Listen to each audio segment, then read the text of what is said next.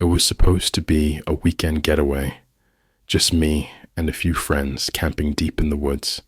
We were seasoned campers, used to the isolation, the sounds of nature, the beauty of being disconnected. But that night, something went wrong. We set up camp by a quiet creek, far from any trails.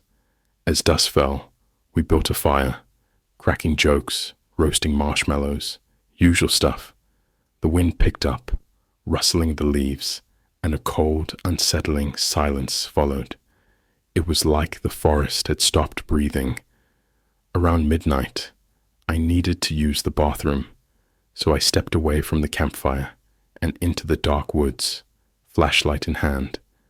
That's when I heard it. Soft, deliberate footsteps behind me.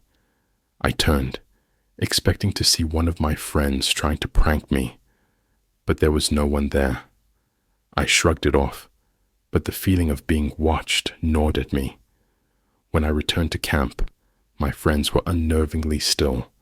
Their faces were pale, eyes wide with fear.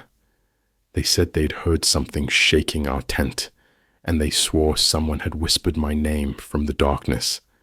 I tried to brush it off, but then I noticed something that made my blood run cold.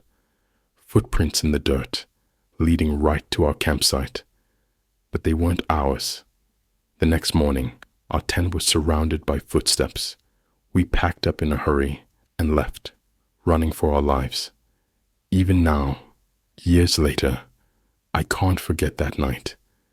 The sound of footsteps that weren't mine, and the cold whisper that still echoes in my mind.